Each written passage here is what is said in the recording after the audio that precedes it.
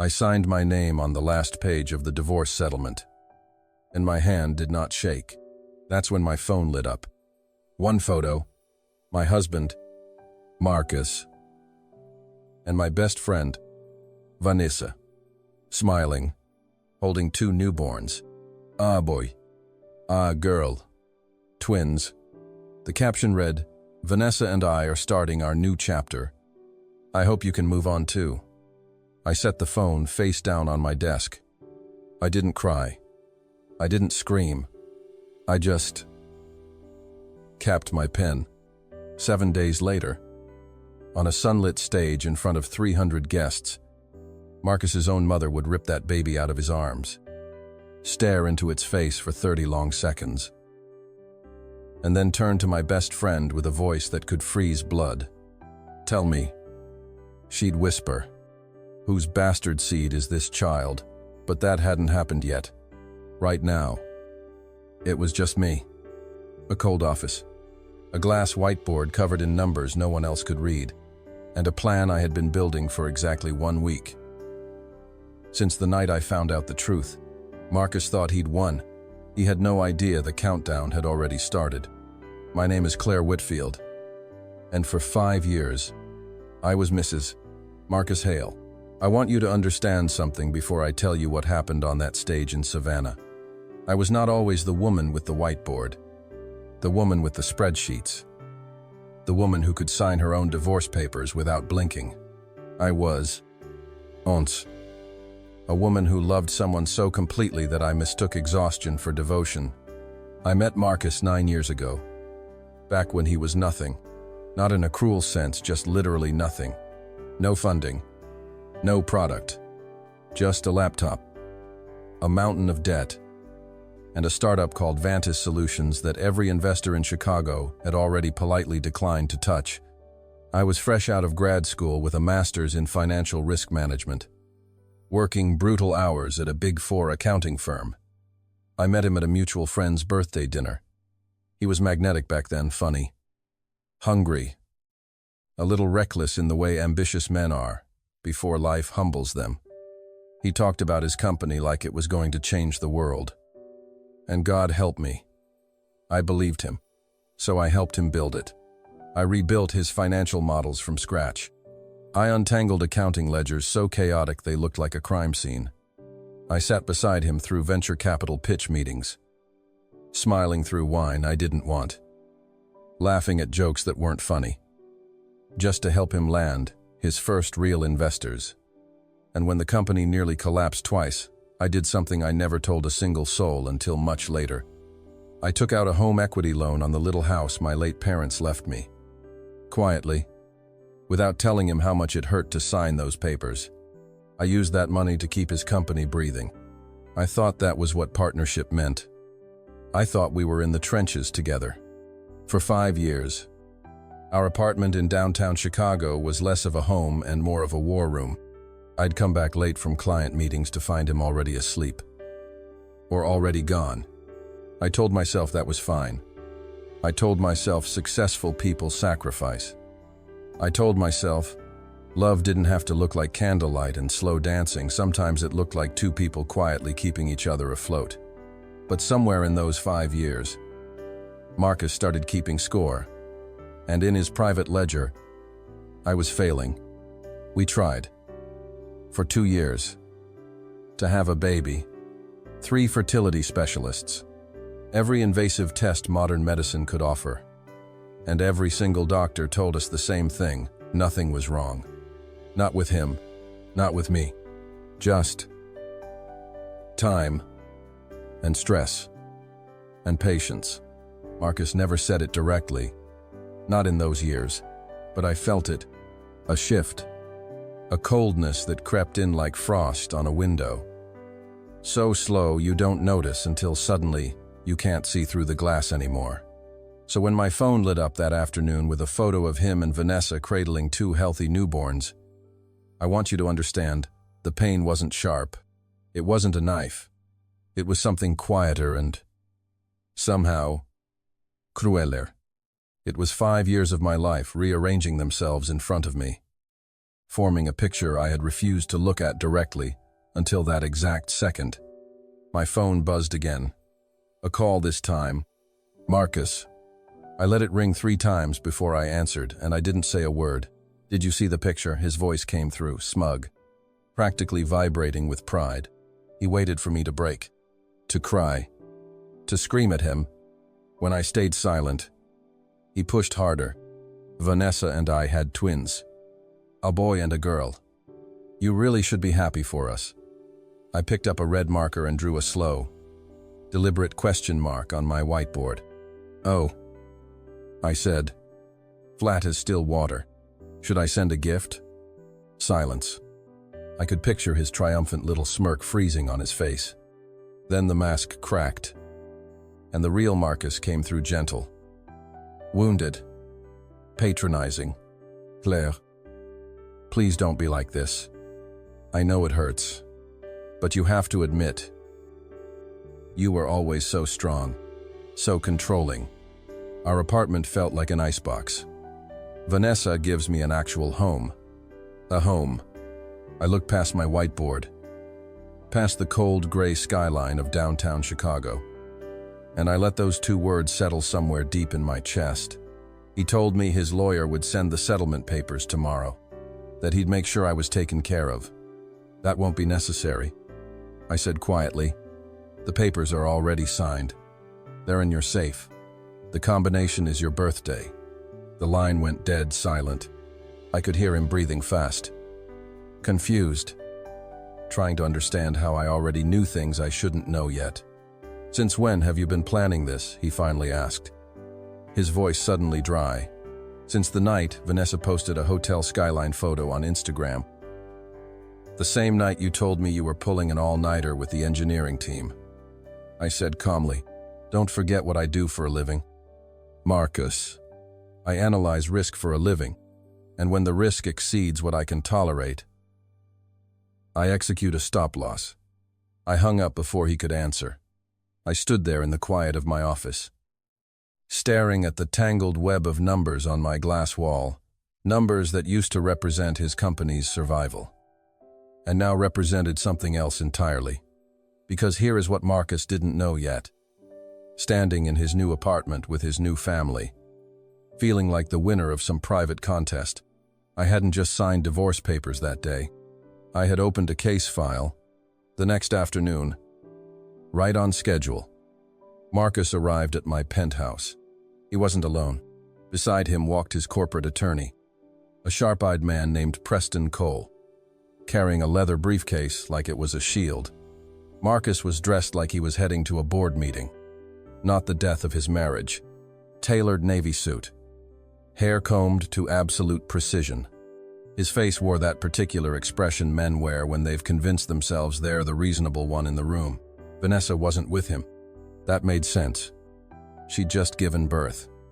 She was probably somewhere soft and expensive, resting, already savoring her victory. When Marcus pushed open the door, the first thing he saw was the entryway. Every single item that belonged to him, his golf clubs, his sound system, his watch collection, his silk pajamas had been packed into cardboard boxes and stacked neatly by the front door. Not thrown, not scattered in some dramatic show of rage, just catalogued, sealed, ready. His jaw tightened. Claire, what is this? There's no need to kick me out like a stray dog. I didn't answer him directly. I simply gestured toward the 2 empty armchairs across from me, where a thin stack of legal documents sat waiting on the glass coffee table.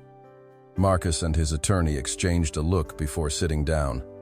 Preston adjusted his glasses and took on the posture of a man ready to handle a routine, forgettable divorce. He had no idea what he was walking into. I slid the first document across the table. This is the property division agreement. All premarital assets remain with their original owners. I assume there's no objection to that. Marcus didn't reach for it. Preston did, scanning quickly, nodding along with practiced efficiency until he hit page 3. That's when his expression changed. He adjusted his glasses again. slower this time, and looked up at me with something new in his eyes. Reassessment. Mrs. Hale, he said carefully. There appear to be some significant discrepancies here. Mr. Hale's equity in Vanessa Solutions is a marital asset under standard statutory guidelines, and under the terms of your prenuptial. Counselor, I interrupted gently, sliding a second. Thicker binder across the table.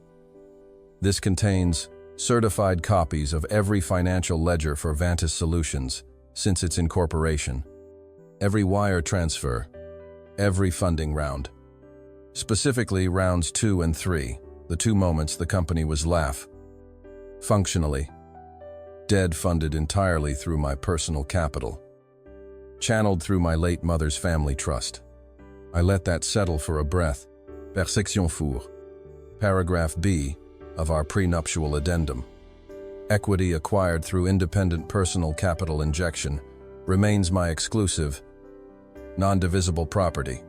As for the 15% stake purchased with joint marital funds, I'm willing to take it off Marcus's hands at half its current market value. After all, with 2 new infants, his expenses are about to increase substantially. Preston's hands weren't quite steady anymore. He flipped through the binder like a man watching a building collapse in slow motion. Marcus's face shifted from confusion to something colder. Something afraid. You set me up, he said, voice low. You've been planning this the whole time, haven't you? I'm simply stating financial facts, I said, taking a slow sip of tea. Have you forgotten? Marcus, that forecasting model that impressed your first investors, I built that from nothing. 3 nights straight, running on espresso. That due diligence report that saved you from at least 7 legal landmines I called in favors from former partners to get that written. Enough. Marcus's fist came down on the glass table hard enough to rattle my teacup. What is the point of bringing up ancient history? Fine, you helped the business. But what did you ever do for this family? Spreadsheets. Reports. That's it. Do you have any idea how badly my mother wanted grandchildren? I needed a wife. A mother for my children, not a cold business partner. I set my cup down. I looked at him without blinking. Children, I said quietly. We tried for 2 years. Marcus, 3 fertility specialists. Every test available.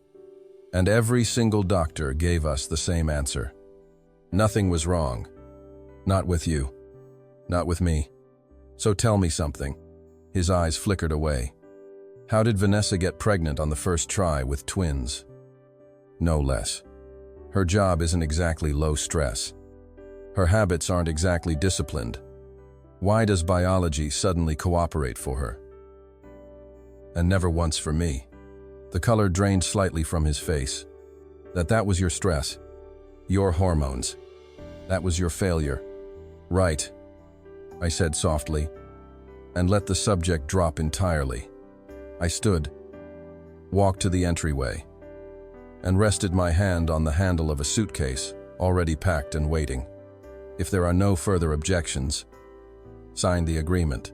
Once you do, you can take every box out of my home. I paused. Oh, and there's $50,000 in cash behind your cigar humidor. And the watch you spent 2 years chasing, sitting in the bottom of your safe. I didn't touch either. Raising 2 infants is expensive. Consider it a parting gift to the children. Marcus's face went from red to something closer to gray.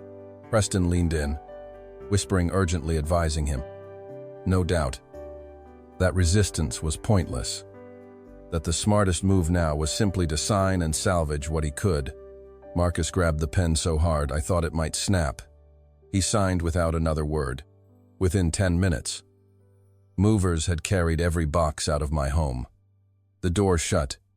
The apartment fell silent in that particular way that feels less like emptiness and more like exhale.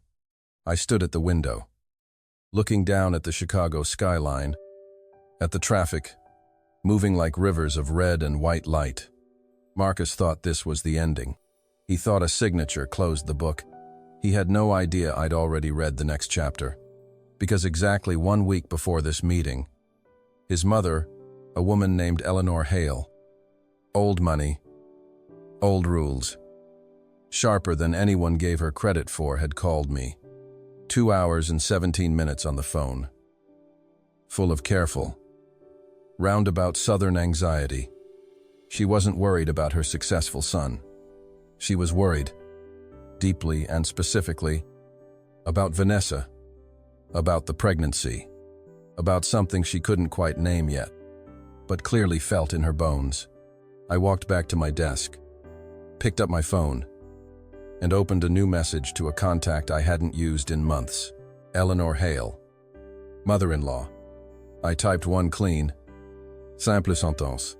Marcus and Vanessa welcomed healthy twins, a boy and a girl. He's planning to bring them to the family estate next weekend to celebrate. Wanted you to hear the happy news from me. My thumb hovered over the screen for exactly 1 second. Then I pressed send. She had no idea what she was about to walk into. Neither did he. 3 days after Marcus signed the settlement, he moved fast, faster than even I had anticipated. I saw it on a burner Instagram account I kept for exactly this kind of monitoring. 9 professionally staged photographs, captioned with the kind of sentimentality that makes your teeth hurt. From now on, 1 + 1 = 4. Grateful for everything. Excited for our future. In the photos, Vanessa sat in soft designer loungewear, hair loose, face glowing with the kind of practiced maternal softness that photographs beautifully and means nothing. Marcus stood behind her, arms wrapped around her shoulders, chin resting on her head, radiating the particular arrogance of a man who believes he's finally won something. The comments were a parade of congratulations from people we'd once called friends. Boy-girl twins, that's the ultimate jackpot. Man, your family's truly blessed. I read every comment, close the app, and open my laptop instead. There was a new message waiting in a private, encrypted inbox 1 I'd set up the very night I first suspected something was wrong. The sender's address was a random string of characters, but I knew exactly who was on the other end. A private investigator I'd retained the week I found that hotel skyline photo on Vanessa's Instagram. The same night, Marcus claimed he was pulling an all-nighter with the engineering team. The email itself was empty. Attached was an encrypted file and a single line of plain text, a street address. I downloaded the file, entered the decryption key, and opened 14 high-resolution photographs. A young man in a gray hoodie, face partly hidden under a baseball cap and surgical mask, entering the sliding doors of a private fertility clinic. Different dates, different times.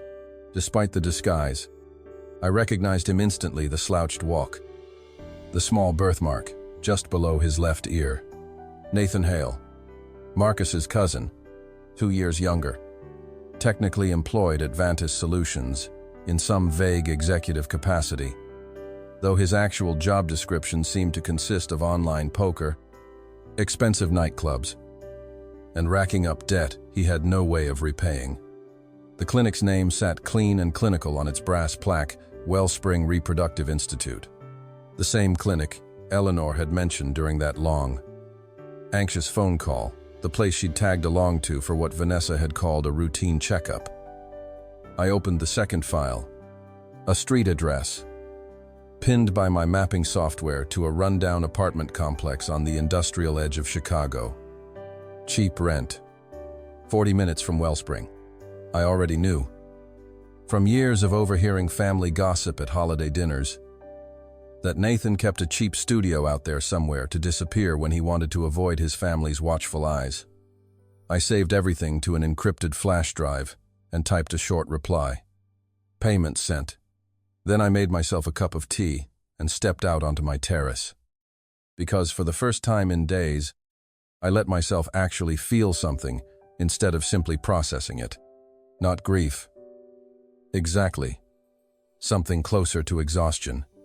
Because as much as I wanted to frame all of this as clean, clinical risk management, stop losses, liquidation, cold financial logic, there was still a small, too-bowed, the human part of me that kept catching on Vanessa's name.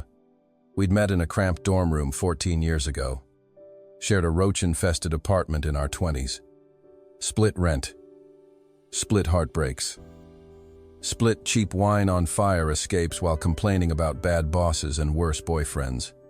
When I landed my first real job, I used every connection I had to get her a decent position at a respectable firm. When she met Marcus, it was at a dinner party I hosted.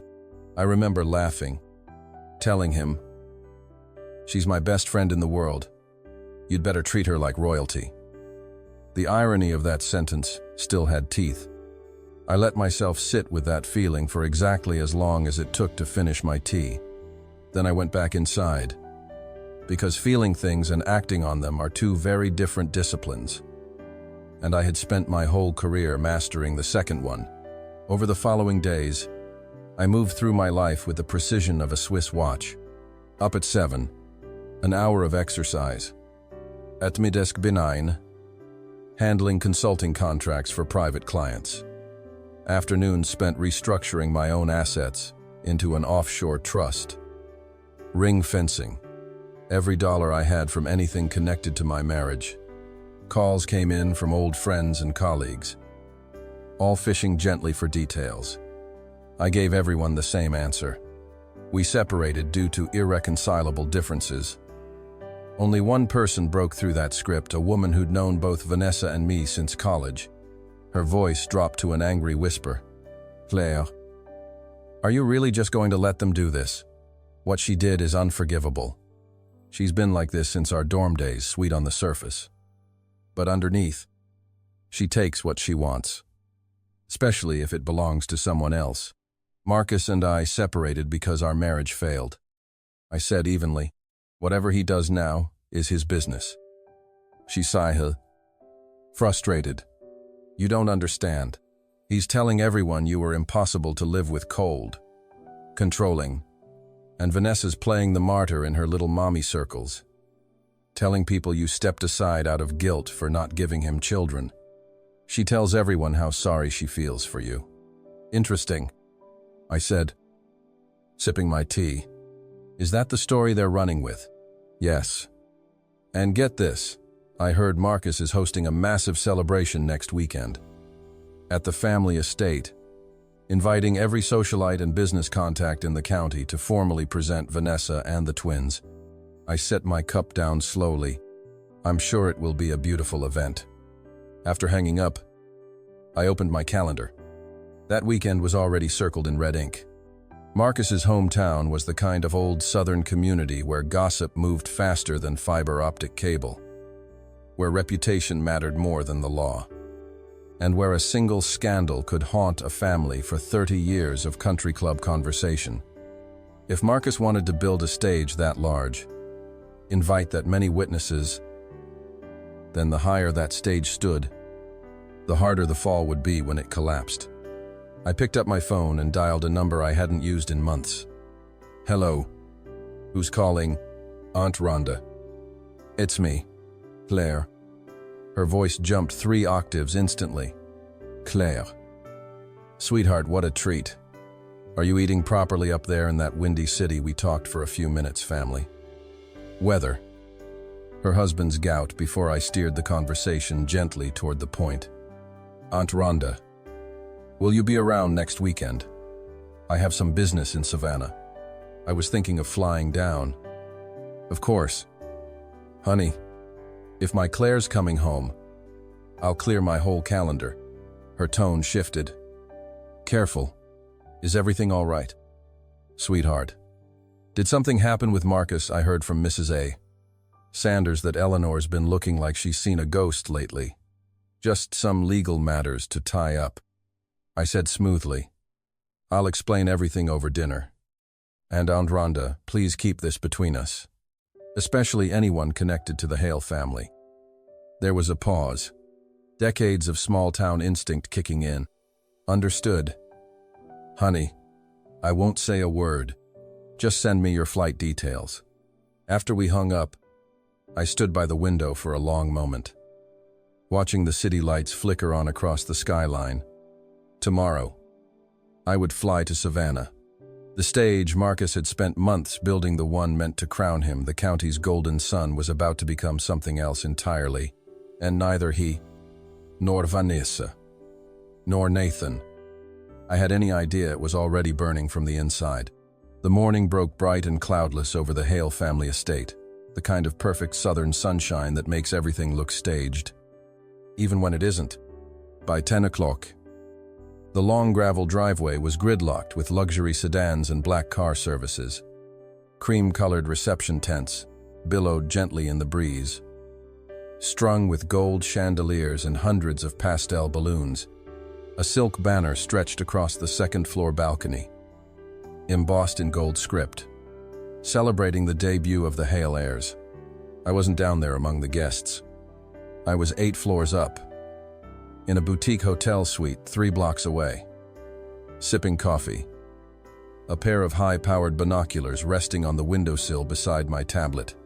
Aunt Rhonda had done exactly as we'd planned, arrived early under the pretense of helping with setup, and tucked her second phone into a floral arrangement near the front row of VIP seating.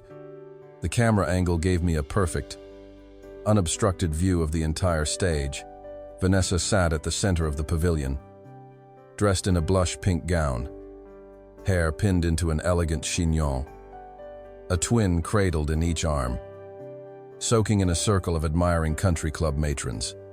She looked, from a distance, like the picture of maternal perfection, but my focus wasn't on her. It was on Eleanor. Through the zoom lens, I could see what the crowd couldn't. Eleanor's smile was frozen, brittle, her eyes glassy and distant. Her hands trembled when a waiter poured her tea. A text popped up on my tablet from Aunt Rhonda. She saw the file, showed up at my door at 6 a.m. Eyes, bloodshot. Read every page without saying a word. When she left, she was shaking, said only "I understand." I typed back one word. Good. Down on the stage, the master of ceremonies called the crowd's attention. Marcus stepped up, buttoning his jacket, taking the boy from Vanessa's arms and holding him against his chest like a trophy. "Thank you all for being here," he began, voice rich with rehearsed humility, "to celebrate the debut of my son and my daughter. The Hale family legacy is secure." Applause rippled through the crowd. He thanked Vanessa next. "She gave me a real home." A real family then turned to his parents, thanking his mother for her boundless love and support. He was mid-sentence, riding the high of his own performance, when Eleanor stood, the sound of her chair scraping back, cut through his amplified voice like a gunshot. The tables around the pavilion fell silent. The MC, sensing the break in decorum, tried to smooth it over with a joke about an eager grandmother. Eleanor didn't even look at him. She walked toward the stage, each step slow and deliberate, heels striking the wood like a gavel. She stopped directly in front of Marcus and, without a word, reached out and pulled the baby boy from his arms. "Mother, what are you doing?" She ignored him completely. She lifted the child to eye level and studied his face with unbearable slowness, the shape of his eyebrows, to the line of his jaw, while 300 guests held their breath in absolute silence.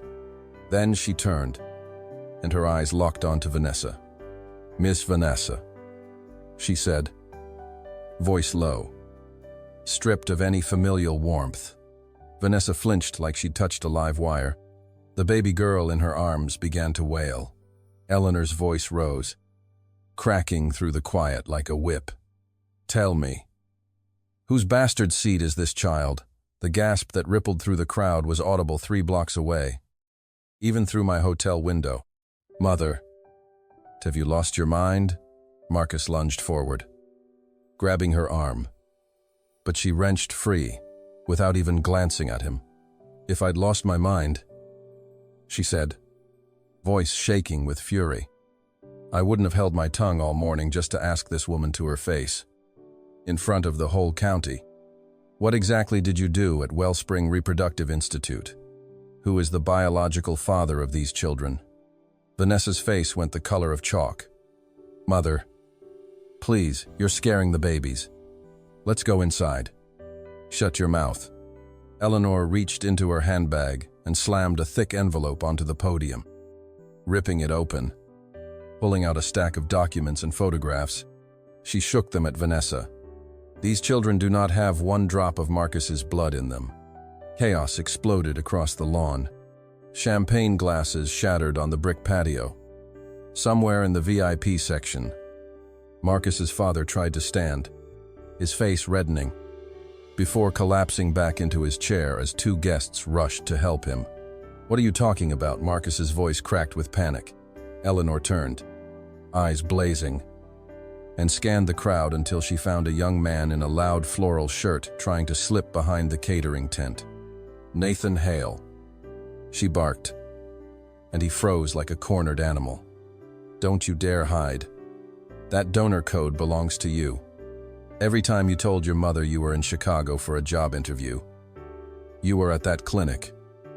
The crowd's murmur turned to open horror. She used his cousin. She bred with Nathan just to pass the babies off as Marcus's present. Vanessa scrambled to Marcus, grabbing at his jacket. It's not true. Marcus, your mother fabricated this. She wants Claire back. She's Marcus. Shoved her away so hard she nearly dropped the screaming infant. His face had gone past anger into something hollow. Something broken. Look me in the eyes, he said, voice like sandpaper. Did you sleep with Nathan? I didn't read it yourself. Eleanor screamed, hurling the remaining documents at his chest. He caught a handful, eyes scanning frantically. Surveillance photo, clinic paperwork, a donor consent form with Vanessa's name on it. From the tables, the whispers turned cruel. He left his wife because she couldn't give him kids, only to get cheated on by his own cousin. This family's finished. I watched it all unfold through my binoculars. Calm. Steady. My coffee going cold on the windowsill. My phone buzzed with a final text from Aunt Rhonda. The stage is primed.